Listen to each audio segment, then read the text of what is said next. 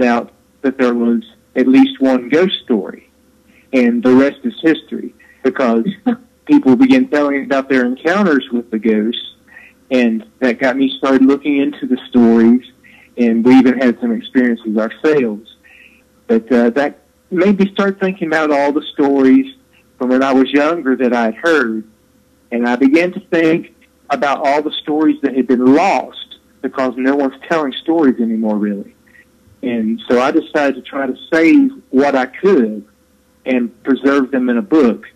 And that led to 2 books of my own, one book that I've co-authored with my friend Amy Spease, and we have just started on working on a 4th.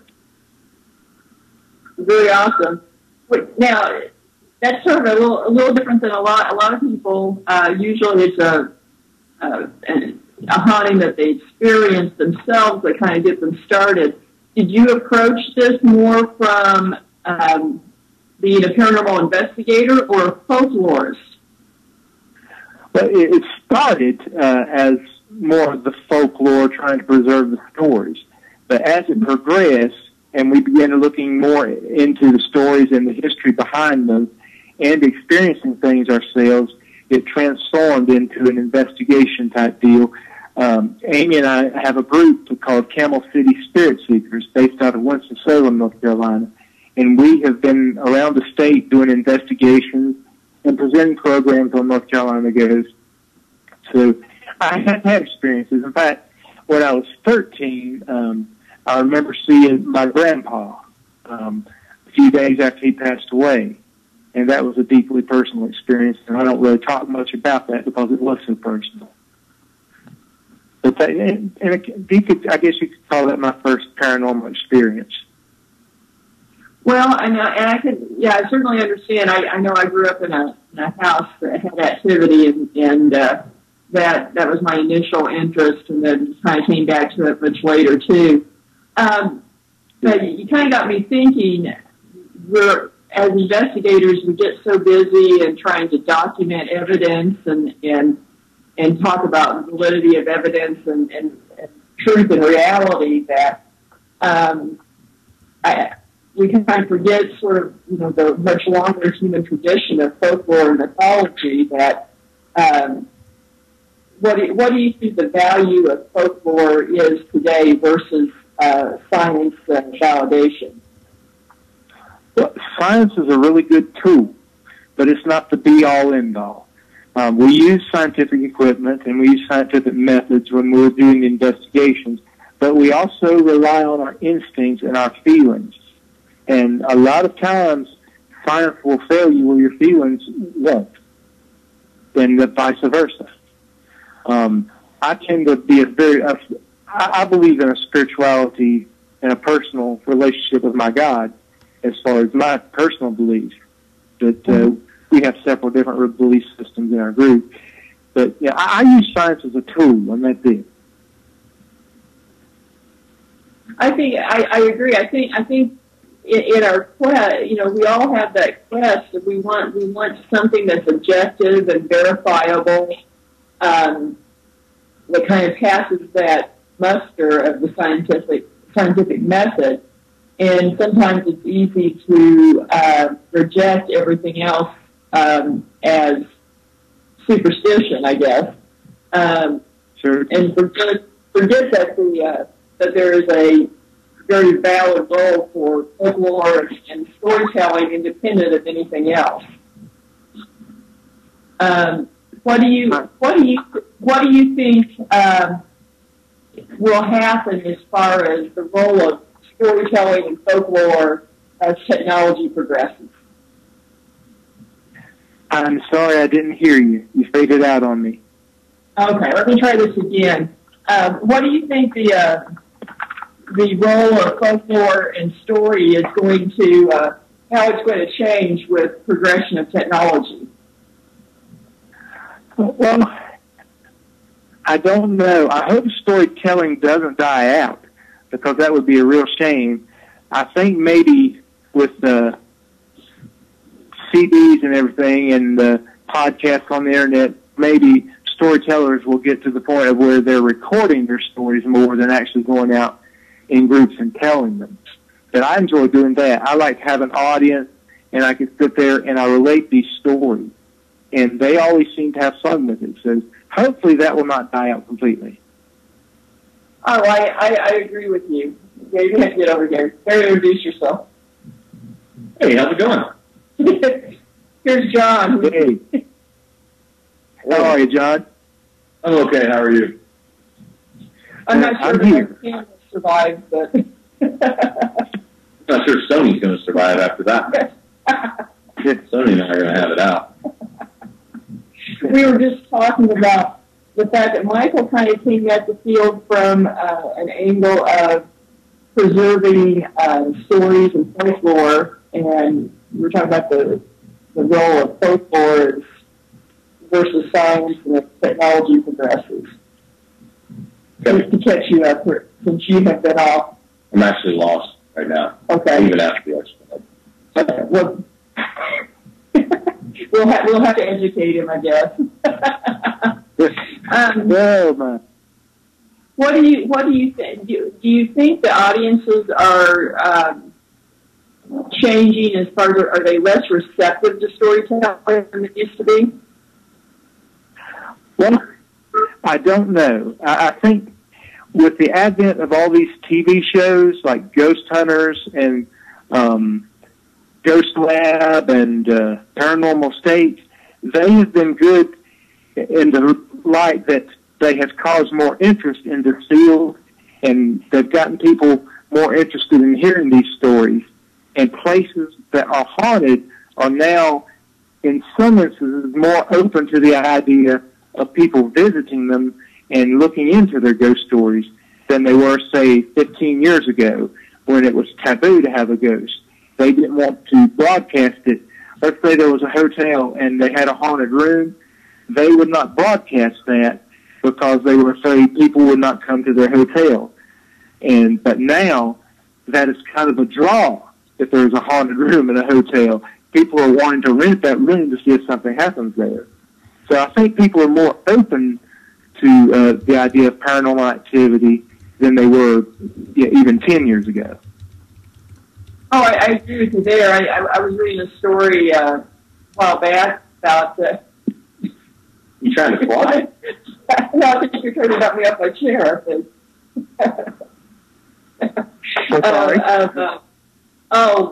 John was playing elbows with me here. I read a story not long ago about some travel company promoting booking weddings at haunted locations around the country. So I think, there definitely is more of an interest of seeking out that experience. Do you think that's going to last the TV fad?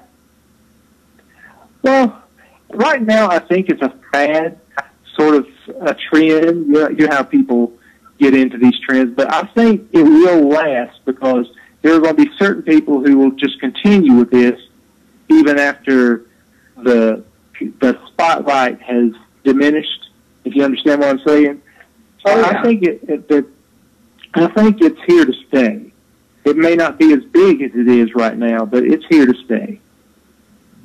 I agree with you, and I think you're able to look at things a lot more openly and try and get past the taboo issue a lot more than you used to. Certainly.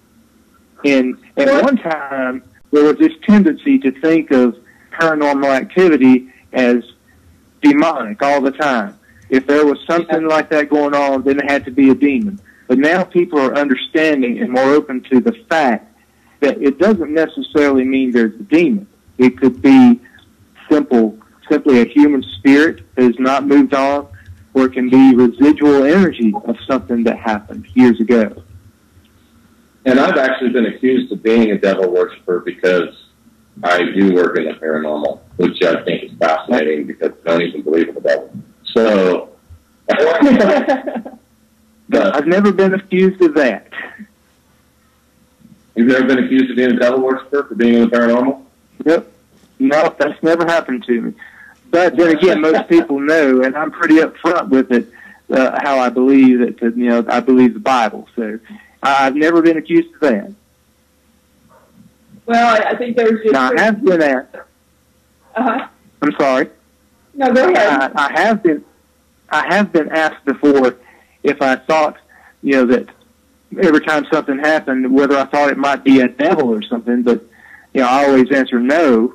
And I've had people ask me if I've been hurt by something, which I never have been. Well, and I agree with you there. I think there's just some people who are so close-minded to things that, if you're involved in the field, you must be, somehow evil or devil worshiping or something, and that just goes back to their own personal beliefs. But we do a lot of public events, and we were at one last night, in fact, and a lot of these similar questions were asked, and we get asked a lot about, how frequent, it's inhuman or demonic, that kind of thing, and I think people assume it's demonic just because of television, and I think that's where they get. Of course, that's probably where they get their information. But right, we get asked that quite often. Hollywood. Yeah, it's Hollywood. Hollywood is largely responsible for that. Yeah, that's true. Yeah. I mean, negative entities. Okay, yeah, that happens. I mean, not every person that lives in life is a happy person either. So, but I think the majority of them are demonic. Yeah, I mean, are not demonic. I don't know, some living people, I'd call them demons. Just about. Yeah, there's some pretty evil people out there. And just because something negative has happened or bad has happened doesn't mean it has to be one of those things. Because people get angry, and people get upset, and people get confused. And a lot of times, if the spirit is confused, perhaps they don't realize they're dead, or they're angry that they're dead, or something happened to them. For some reason, they're angry or confused. They can make what people would consider something bad happen when they're really just trying to communicate. Well, exactly. I've seen that happen. Go ahead. Oh, I agree with you. It's sort of a jerk in life, a jerk in death, so to speak, too. Yeah, absolutely. I know that a friend of mine, he had I think she was either a daughter-in-law or a niece-in-law, was killed in an automobile accident. And her spirit, he began encountering that spirit in the house, and she was very angry, and she was very confused. And it took them nearly 6 months to get calmness back in that house, just to get her calmed down where she wasn't just acting out. She most definitely wasn't an evil person. She was actually a quite nice person.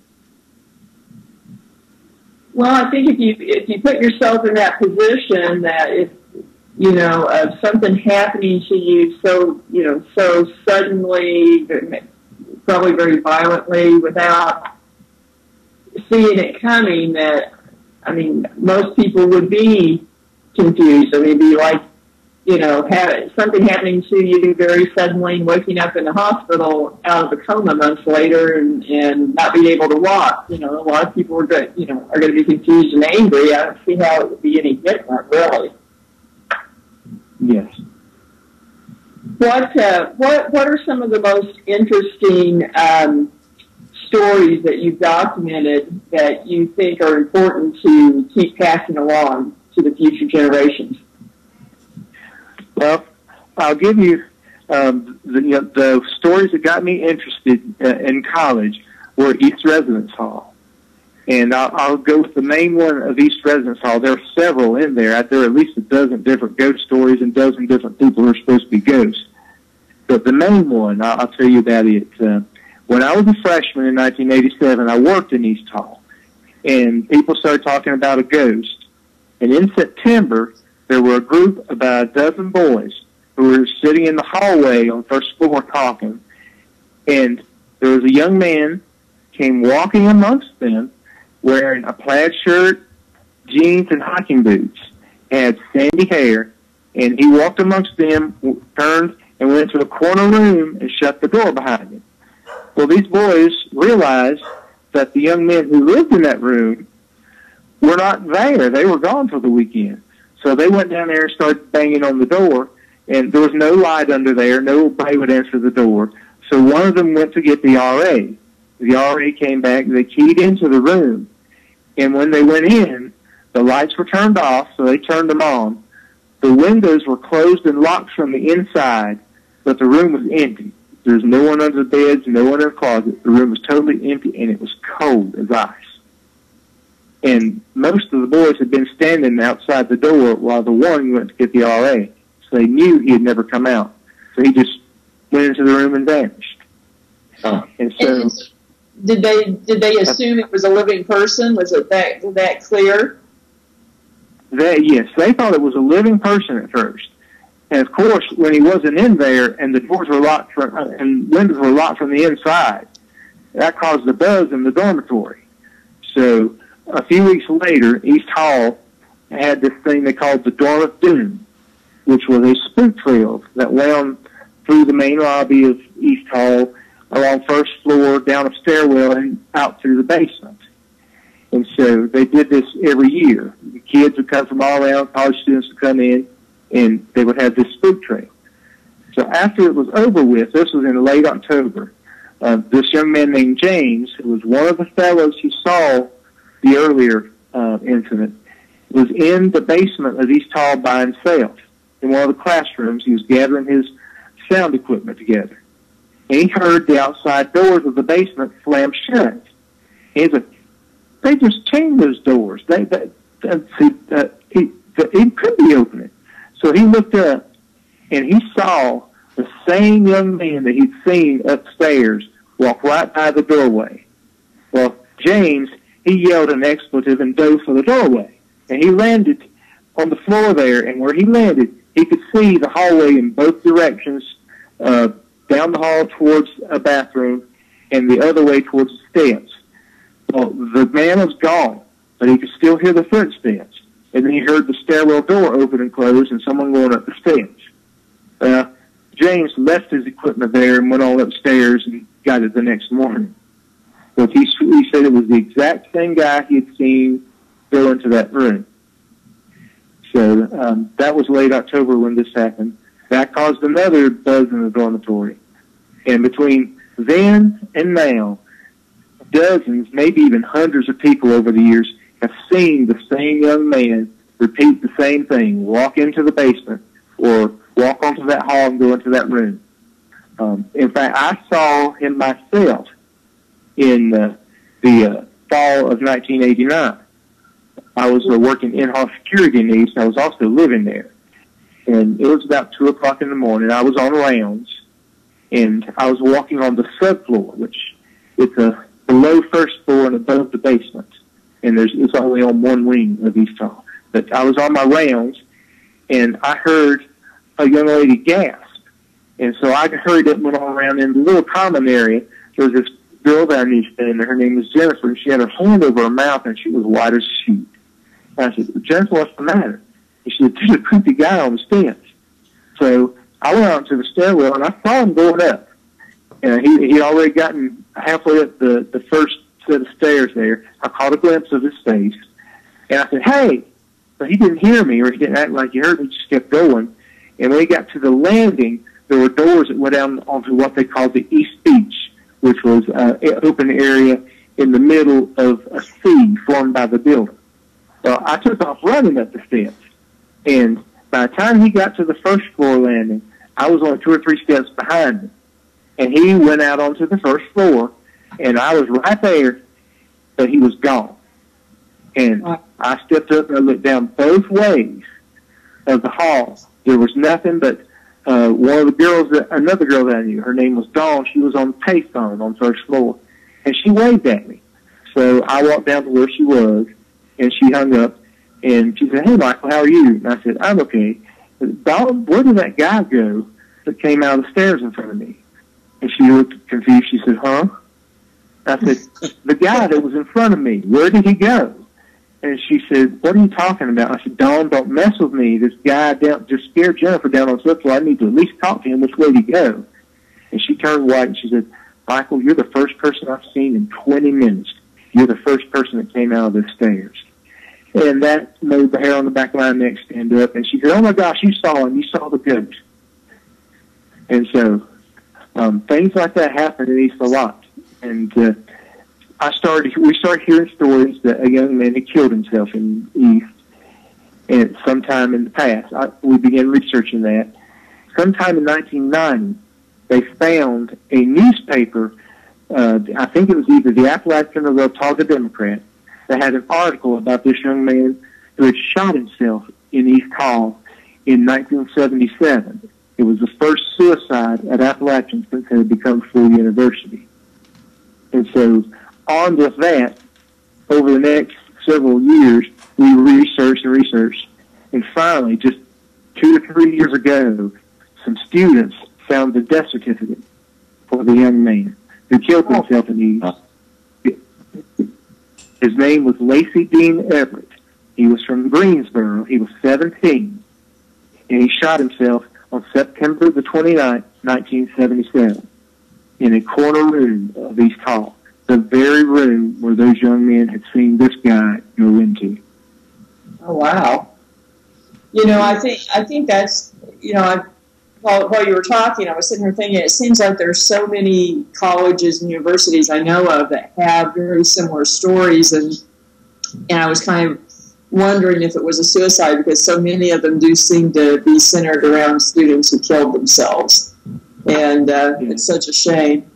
It also reminded me of a private investigation that we've had before, where a very similar thing happened to some of our investigators over in Fort Scott, where investigating a historic home, and a couple of our team members had walked out on the porch, and they see a young man get out of a car pull up, and the driver get out, walk across the street, and then someone else get out of the driver's side and walk down towards the house, and looked up at the house and said, does Mr. Lunt still live here?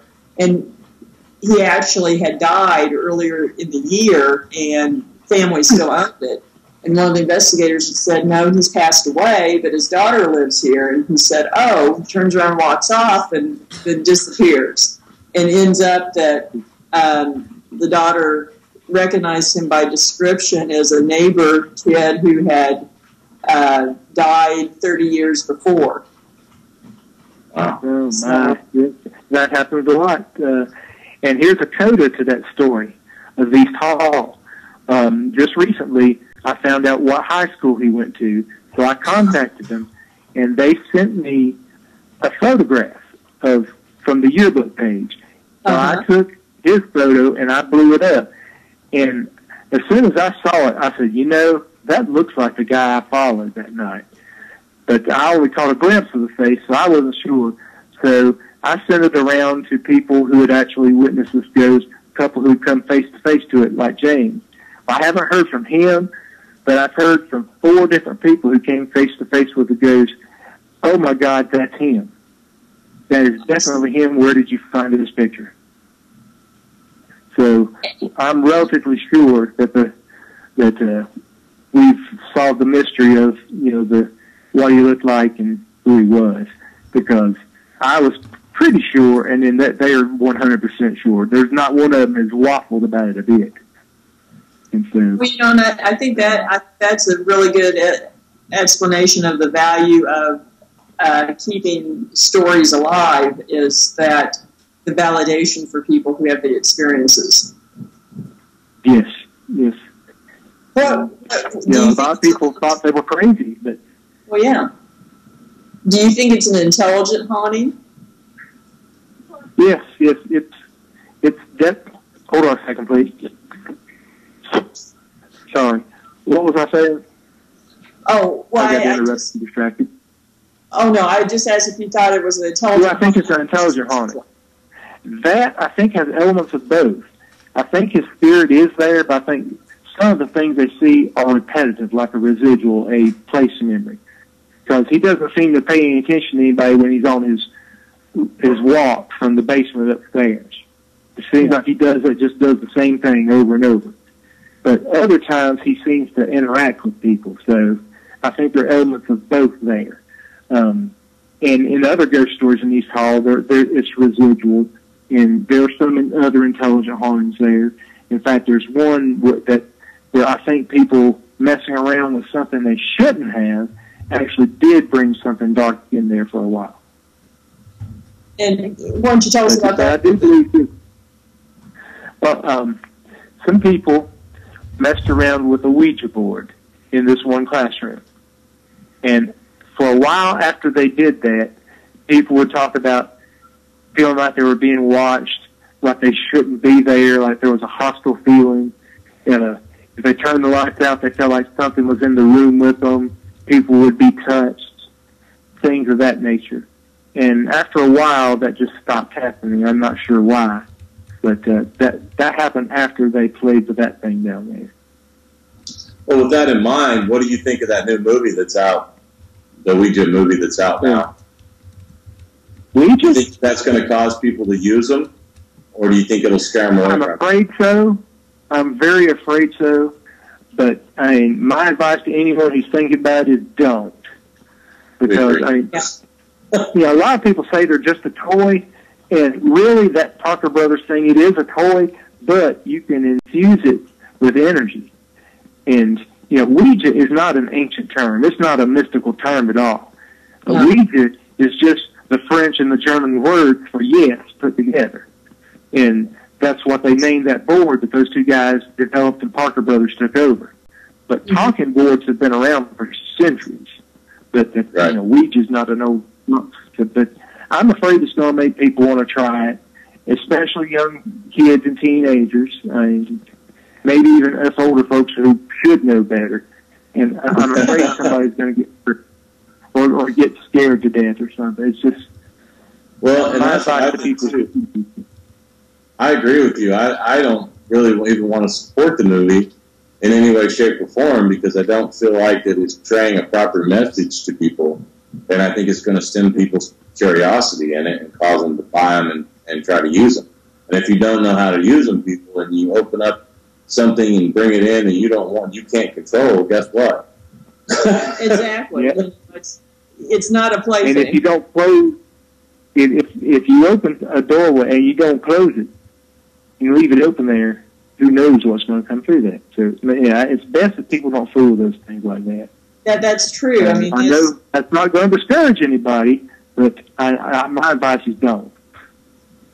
That it reminds me of the disclaimers. Don't try this at home. I mean, people who really specialize in spiritual warfare, things like that, that really deal with those kind of issues are one thing, but playing around with it's much different. Completely different. Yeah. Well, I've often had people ask me, can I bring a Ouija board? And my answer is always, if you want it burned. Because I do not allow them near me. I don't allow them around. I don't allow them to be used in my presence. And so, if anybody wants to have one of those things on an investigation with me, they might as well hang it up. Yeah. On that same lines, what's your thoughts on psychics and mediums on investigations? You put me on the spot there. But I'll tell you my honest opinion. I'm not big on psychics and mediums, period. When I say that, I mean these people who wear turbans and have crystal balls and wear robes and sit at the table and try to take your money. I believe people who genuinely have a gift like that are more reserved. They don't spread out because they think people think they're crazy, and they're not out in it for the money. I'm very much like Harry Houdini when it comes to that.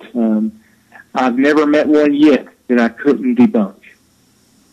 As far as, I can tell your future, I can tell if there's this, I can tell if there's that. Now, I do believe there are people who genuinely have the gift to sense spirits.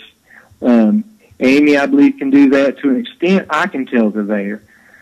But as far as I think most of the psychics and mediums that you encounter are cold readers. They ask leading questions, like they'll say, "I see a Robert, a Bob, until he says a name until he hits on one. And then he just guesses until he gets something right. And people are like, "Oh my God, how can he know that?" Not realizing what has happened.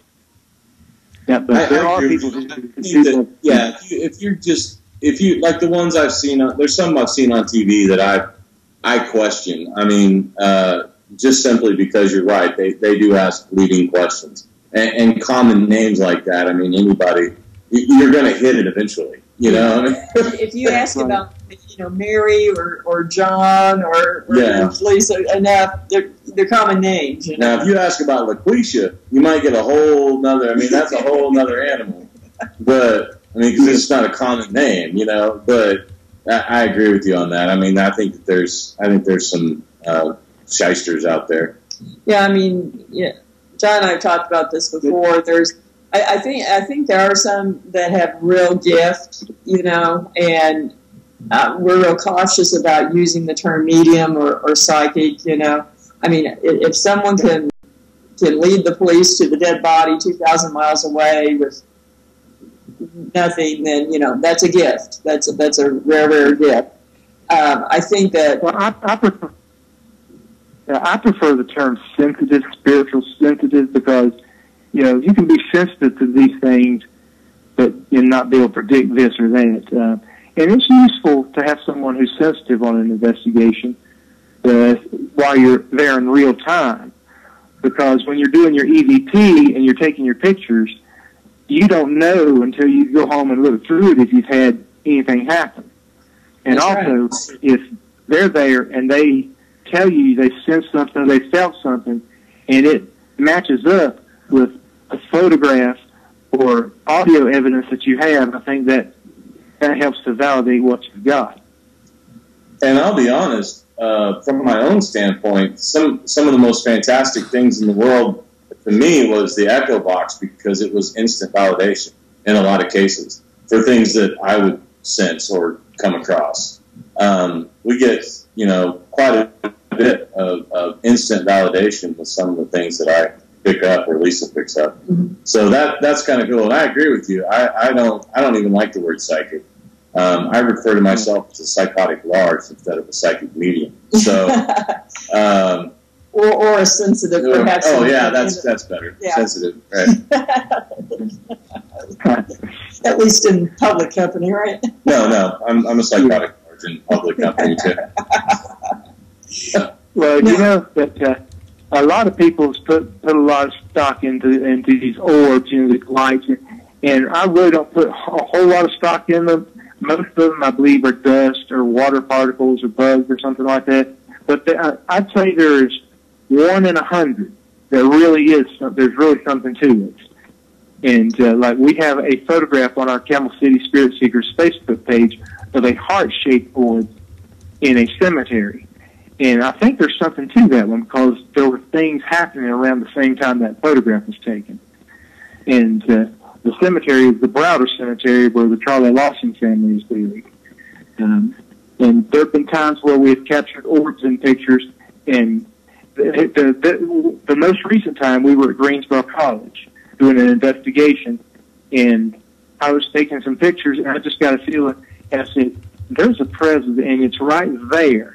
And I pointed, and Professor Alvin Prophet, who is an associate of mine and comes with us sometimes, took a picture just as I pointed, and I pointed right dead at an orb, and it wasn't visible to the naked eye.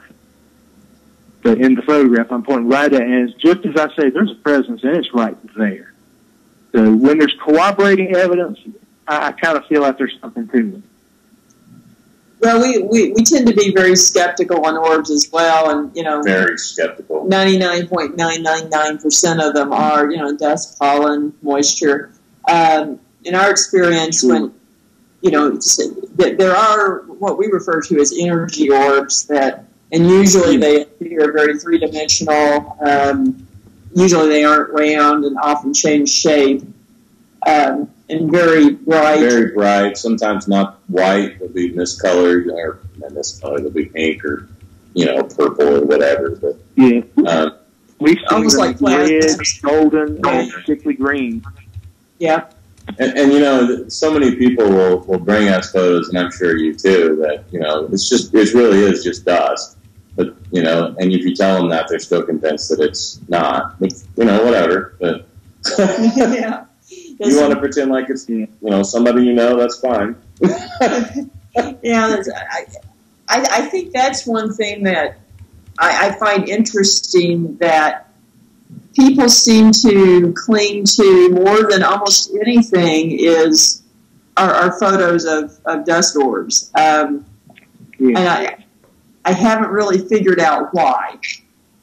And they get so crestfallen when you show them that you can eliminate them by using a sun filter on a camera. That, Right.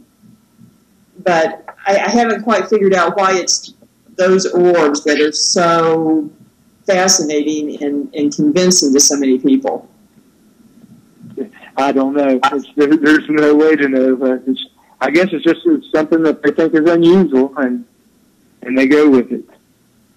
Well, I think for all those people, they need to sit and watch a DVR for about 8 hours and watch dust. Yeah, it's easy to figure it out when you see it like that. You know, you're watching DVR and they're floating around there. You just see their dust. This is kind of a like question. I said, I'm sorry. No, go ahead, Michael. Like I said, I believe there's 1 in 100 that there's something to it. But yeah, most of them there's just, you can naturally, if you can recreate it, then my rule of thumb is if you can recreate it, then it's not valid. Right. In all honesty, you know, in my opinion, once you've seen a true orb, it's very obvious. Yeah. You know, I mean, it's pretty obvious that it's out of the ordinary and not just a piece of dust or a pollen or floating around. So, Excuse me, I'm sorry. I'm sorry. Yeah. I think you're right. A true orb is pretty obvious. With your books, is there a theme to them, like from like Native American stories or Civil War stories, like based around your area, or? Well, most of them are in my area. The first book was pretty much everything was in my area, largely family stories I heard from friends, some personal experiences, and a few well-known stories that we threw in with a new information or twist to them. And the second book has stories from one end of the state to the other that was concentrated mostly in the Piedmont. And the third book, which I wrote with Amy, is just the Triad: Winston-Salem, Greensboro, High Point, Kernersville, and the area in the middle of all that. And there's no real theme of Civil War or, you know, this or that. There's a complete variety of ghost stories in each of those books. You know, Lydia is the most famous North Carolina ghost story. In fact, I will be appearing on the show Monsters and Mysteries in America in the spring, interviewed about the Lydia story. Oh, cool. We have researched that story for years ad nauseum. And I'll tell you honestly, there is no Lydia. If a girl died out there, she had a completely different name. We think that a young lady named Mary might have died out there. But the Lydia, I'm not sure where the name came from. But we accounted for every woman between 1900 and 1940 who died in Guilford County with Lydia as her first, middle, or last name. None fit. Interesting. What are the details of the story? Well, supposedly the girl was with her boyfriend in 1923. They had been to a dance. She was on her way home to High Point via what is now called High Point Road, Main Street in Jamestown, and then Lexington Avenue in High Point. She was on her way down through there, and just below Guilford Technical Community College, which wasn't there at the time, there was an underpass beneath a railroad track, and something happened there. It was a foggy and rainy night, and they either collided with another car or hit the actual underpass. But he was killed instantly, and she was either thrown from the car or crawled from the car and died on the side of the road. And immediately after that, people started seeing her on the side of the road. They would think it was just a girl who needed help. They would stop to pick her up, and she would ask them to take her home to High Point. And when they would get there, she wouldn't be in the car anymore. Oh, wow. Yeah, that's a standard vanishing hitchhiker story. There's one in every state at least. There's several here in North Carolina. But this one, a lot of people thought there's something to it because the name is so different. Lydia, which is usually Mary or Laura or something like that. But we researched, and it turns out that the young lady that we think died out there actually was named Mary, and we believe the song "Bringing Mary Home" is based on that story. Oh. But several people have claimed to pick her up over the years, but they never managed to get her home. And so we started researching that story, and I've researched that story for more than 20 years. It's in all three of the books in some form or another, and with updates from the previous books. And we could not find a Lydia. We found Lydias that died in 1923, but none of them fit. And Nancy Roberts, the greatest North Carolina ghostwriter of all time, I spoke to her in 2004, shortly before my first book, Roadside Revenants, came out.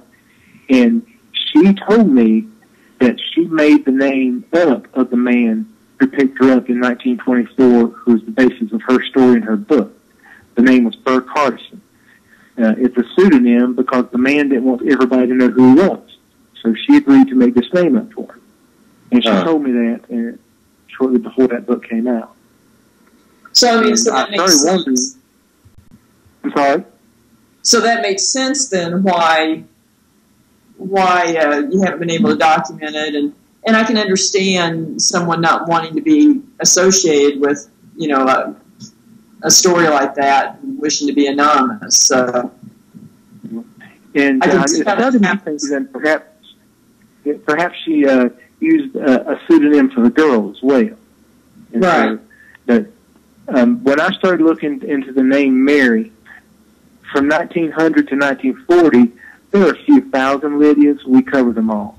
The same period from 1900 to 1940 with the name Mary, anybody that wants to tackle that can go right ahead. There's just too many of them.